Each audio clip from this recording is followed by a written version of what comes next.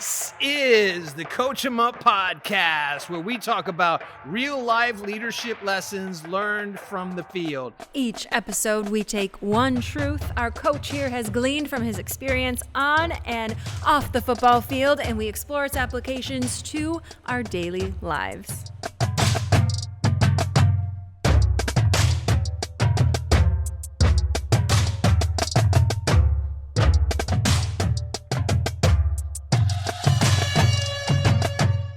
Hello and welcome to Season 2, Episode 6 of the Coach 'em Up podcast. I'm Greg Williamson. I'm Kelly Iuele, and I'm impressed. You gave me thumbs up? I give you a thumbs up because it does not read Episode 6. It reads 4, and you did that on the fly.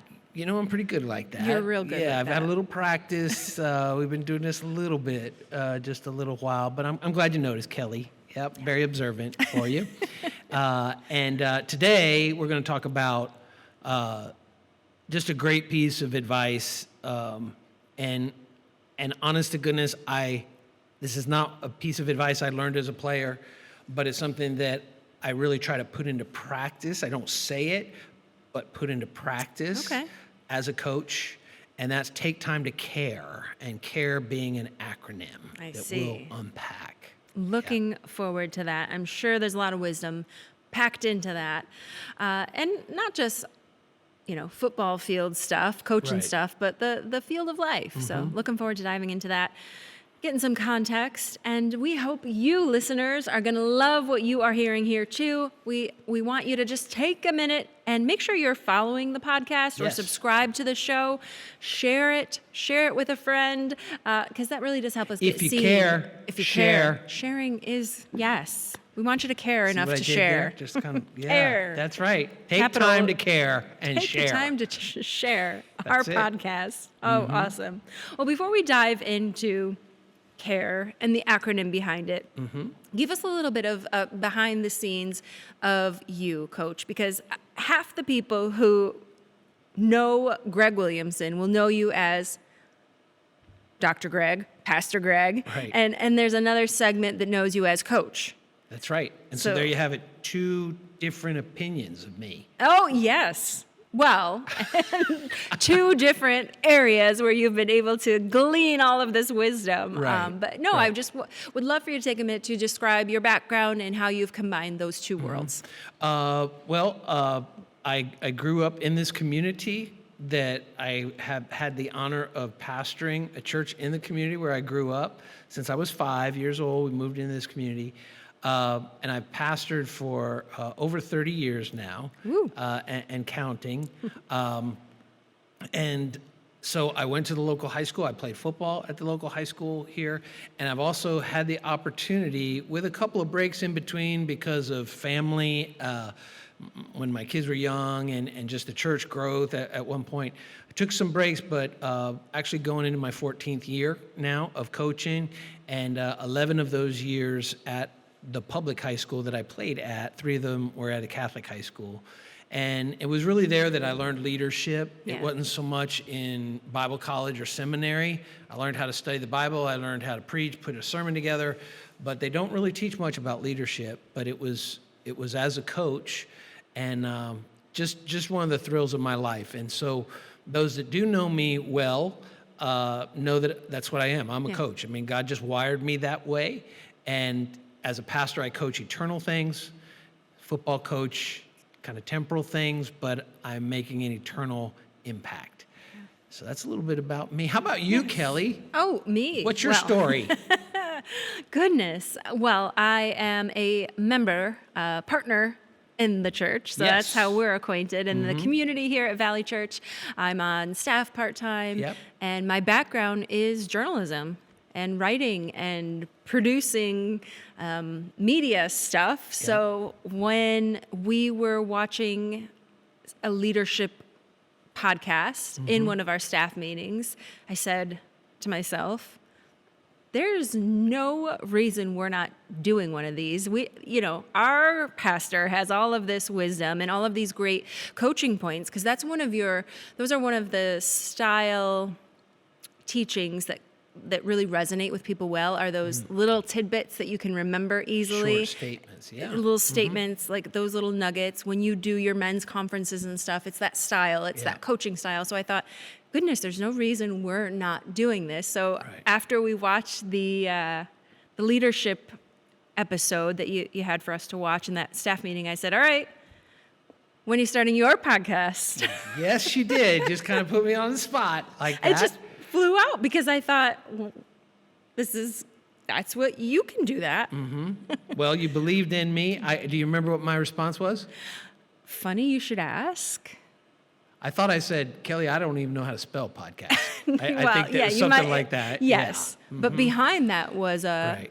wow, funny that you would say that because you'd been having the same thought that not knowing how to or Right. what it would take, but that maybe that was some Something sort of I should dip something my you should toe in. investigate. Yeah. Yes, And so absolutely. your encouragement and challenge, really, you challenged me in a good way, in a godly way. Yeah. And here we are, season 2, episode 6. We are just counting them down. Yeah, We're we getting are. close Just to 30 30 was what episodes. 30 is like the goal that we Yeah. had was 30 because the plan, we're going to turn this into a 30-day devotional. now you've said it.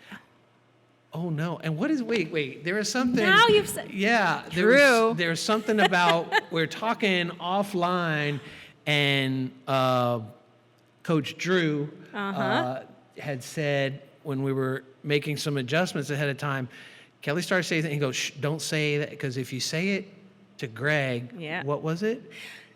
You You got to do it." You can't tell Dr. Greg something unless or until you're ready to do it because, yeah. So it was like when I said to you, I think I'm going to sign up for that. It was like I knew if I Told me said you it were out sign up for loud this to group in you the church. that, Yeah. I'd really have to actually do it. Yeah. And Drew said, oh, yeah, that's a thing. So it's just kind of some. This is a known ism. Yeah, which was news to me. I guess it's just I don't know. I don't like check up on No. people or No, it's anything, but it's just just kind of an accountability. accountability. That just unspoken happens, Yeah. I guess. And I just learned that. Well, there you go. And Yeah. now you've said it.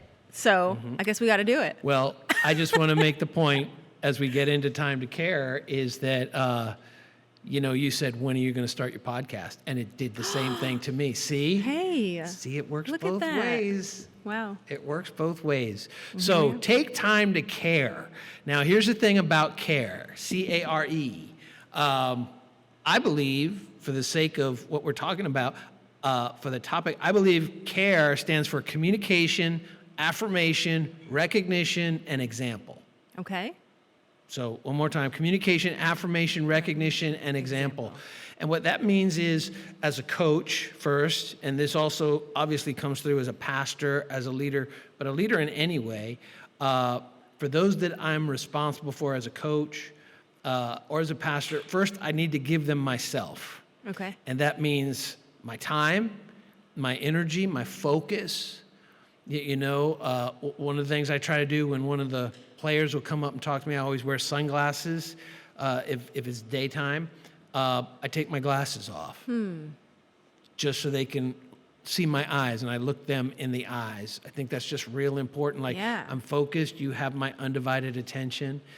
Give them my time, my energy, my focus. It also means in terms of church life, giving people ownership over ministry. Yes. I'm not a real, what's the word I want? Micromanager. I'm not a micromanager. That's it. Thank you. Yeah. I'm not a micromanager. It's You're an empowerer. I try my best to do that. Okay, that's a great idea. Go do it, and we'll check back in a month and see how it's going there. It also means becoming a resource for people. One of the biggest things that I do as a pastor, but I try to do it on the field as well, is just to create an atmosphere, a positive atmosphere where training can happen, support, and in terms of church, giving people tools. If you're looking to learn more about this, here's a book, or maybe read this book of the Bible. Yeah. If this is something that piqued your curiosity, just really putting tools. Like when you did the Revelation series study. Yeah. That was like in the evenings if Right. you want to learn more. Yeah, just come to this and we'll get deeper into that. I think also in terms of care, really important to make your expectations clear. I've heard it put this way before, that unspoken expectations are premeditated resentment. Oh, yeah, that's true. And I didn't say that. That's so not many original to me, levels. but unspoken expectations are premeditated resentment. If you have expectations for someone and you never verbalize those things, you're going to be angry you're and setting annoyed. yourself up for but they don't resentment. even know. Right. Yeah, So, I've seen that being play real out. clear. And then for my team, that would go for you, everybody on the staff. I really try to eliminate unnecessary drains on people, unnecessary meetings. Churches are notorious for just having so many meetings. Corporate world in just general. meeting after meeting. And you can actually just kill momentum because of meetings. Try to keep those to a minimum. As you were saying, telling the story about how this podcast came to be. I mean, we just have one meeting a week, really, for the whole entire staff, and then we do meet on Sundays afterwards, but that's pretty much just like a rah-rah session. And then one of my favorite things is, in terms of care, is just to, when I catch someone doing something good, just to praise them for it, and I'll be like, clap it up for Kelly. Boy, wow, she did a fantastic job. Let's give it up. Sometimes all you have to do is walk into a meeting around here. Yeah, sometimes it's just you showed up, someone comes in, hey, there's old Drew. Yeah, look at that. All right, he's here. That's great. And, just creating that atmosphere, I think, is really important. Some of these I actually got from the Maxwell Leadership Bible, which is just excellent, and I'd encourage you, if you want to learn more about leadership, to check that out.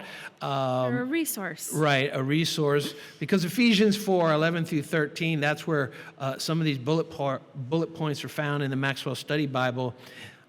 It actually says that, if I could just read it, it says, so Christ himself gave the apostles, the prophets, the evangelists, the pastors, and the teachers. So these are gifts that God gives, ministry gifts, functions to the church, to equip his people for works of service.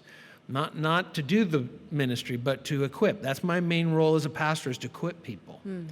And so that the body of Christ may be built up until we all reach the unity of faith and in the knowledge of the Son of God and become mature, attaining to the whole measure of the fullness of Christ. So if that hadn't happened yet, which it hasn't in the body of Christ, that means I've still got work to do, to equip, to empower, to train, and to put in the hands of people the ministry of the church, the ministry that Christ left for us. And one of the things about care, again, that acronym, communication, affirmation, recognition, and example. Kelly, I was thinking about this. This particular verse struck me about care. Isaiah 41:10, it says, so do not fear, for I am with you. Do not be dismayed, for I am your God. I will strengthen you. I will help you. I will uphold you by my righteous right hand. And the thing that really hit me as I thought about that was, more than God promising he's going to strengthen us, more than in promising he's going to help us or even uphold us with his right hand, he says, don't be afraid, because I'm with you. I'm with you. You're not alone. And there's just such a power in presence. Absolutely. Just you're not alone. I'm here. And the more I thought about that, I just thought, like, he could have just stopped right there. He says, I'm going to do all this other stuff. Right. But more importantly, I'm with you. I'm going to be with you. And to me, that is the greatest way that we can show care, is I'm with you. Yeah. You're not alone. And so I love that acronym.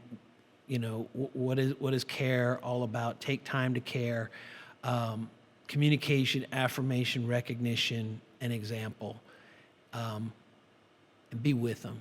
When I go out to practice, I try to get there before it starts, so I'm on time. And when the team, when they're kind of out there, they're throwing the ball around, they're putting on their shoulder pads and all, I'll just start talking to them. Hey man, what'd you do this weekend? I had a good time. Well, tell me, what was the favorite thing that happened this weekend? We went to the county fair, or something like that. Hey man, how's it going? I had this exam, in math. I don't know how I did. Well, I hope you did well. And then I remember that Next time, yeah. next day. Did you find out? Oh, coach, I actually did good. I didn't think but just that taking a personal interest. Yeah. We've heard it, probably, I'm sure you've heard it said before. People don't care how much you know until they know how much you care. Yep. And so I think there's so much there. Take time to care. Do not be afraid. I'm with you. I love that. It is all so practical for leadership and for coaching, but also all of this just is, to me as a mom, it just says to me, gosh, these are some great ideals for how to parent. Yeah, for sure. My girls are grown now, and actually expecting first grandchild on the way. Exciting times. I'm not going to be grandpa. I'm going to be G-pa. Yes. I'm going to be G-pa. But and we're not perfect as parents, but I'd like to think that my 3 girls, my son-in-laws, and this grandchild, this first one, will know. G-pa cared. He was there.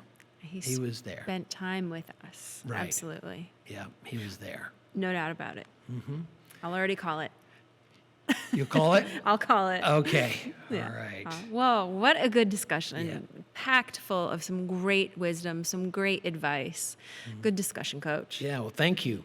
Take time to care. Now, next episode, this is a coaching point. Okay. This is one that I not as a player, but as a coach, I heard one of the coaches say this, and I've used it so many times, and I use it with our team as well. You're always being evaluated. Okay, no pressure. Always. Always. I mean, seriously, we tell, I'll unpack it more, but from the time you get out of the car, you step foot in the parking lot, Wow. to the time you get back, you're being evaluated. Wow. Okay. Yep.